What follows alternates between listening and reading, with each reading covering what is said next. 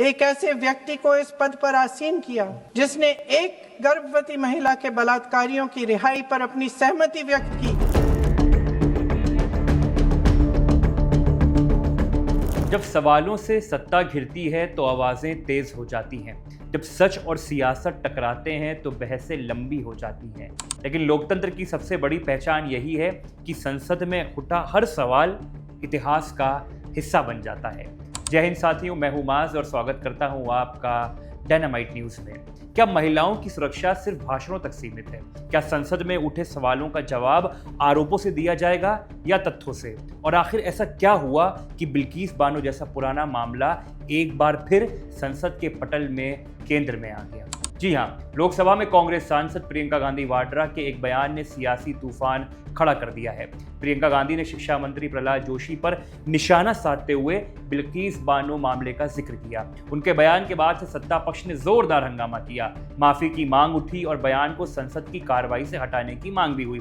लेकिन आखिर प्रियंका गांधी ने ऐसा क्या कहा जिस पर पूरा सदन आमने सामने आ गया? वो आप देखिए इस वीडियो में। कोई आप पर कैसे यकीन करे? प्रधानमंत्री महोदय जी ने नया शिक्षा मंत्री चुना, एक ऐसे व्यक्ति को इस पद पर आसीन किया जिसने एक गर्भवती महिला के बलात्कारियों की रिहाई पर अपनी सहमति व्यक्त की, खुशी जताई। देश की करोड़ों लड़कियों को प्रधानमंत्री जी ने क्या संदेश दिया? सर, अखबारों में है।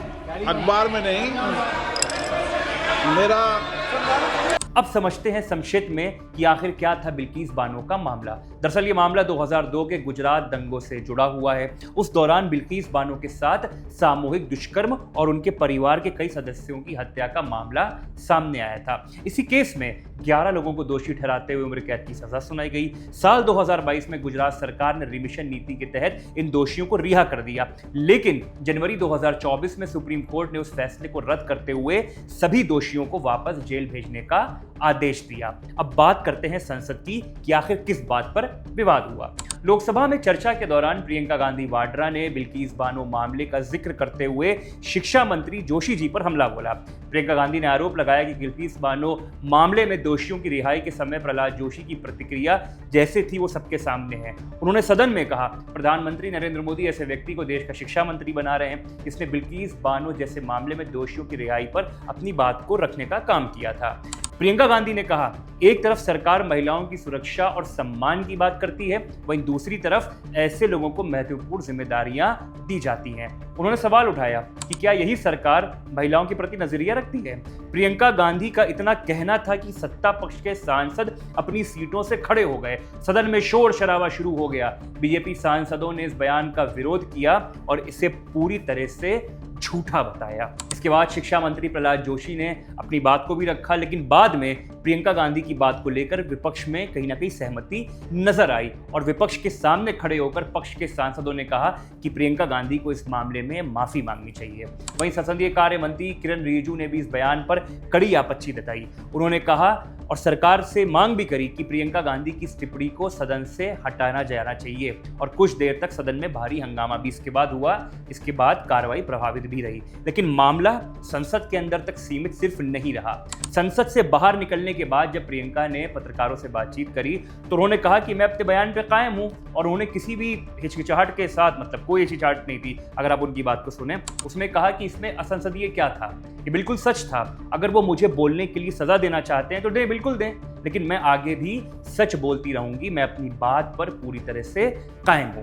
प्रियंका गांधी ने कहा उनके बयान से जुड़े सार्वजनिक रिकॉर्ड मौजूद हैं और वो अपने शब्द वापस नहीं लेंगी। इस वीडियो में देखिए, सदन में उन्होंने कहा कि अगर उनको साक्ष्य चाहिए वो उसको भी उपलब्ध करा देंगी। सर, जो प्रहलाद जोशी जी ने बिल्किस बानो के बलात्कारियों की रिहाई पर जो बयान दिए उसका प्रमाण मैं आपको दे दूंगी, मैं भेज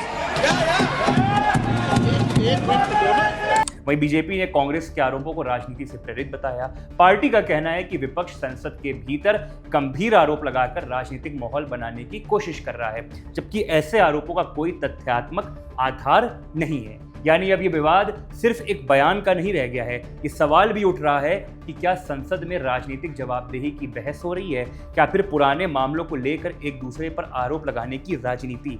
एक तरफ कांग्रेस महिलाओं की सुरक्षा और न्याय का मुद्दा उठाकर सरकार को घेर रही है, वहीं दूसरी तरफ बीजेपी का कहना है कि विपक्ष तथ्यों को तोड़ मरोड़ कर पेश कर रहा है और संसद का समय राजनीतिक आरोपों में बर्बाद कर रहा है।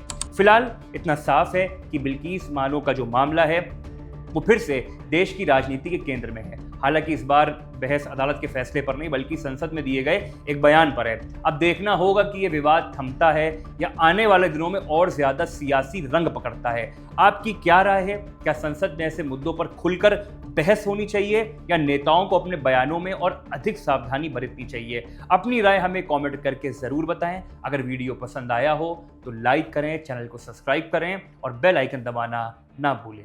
धन्यवाद।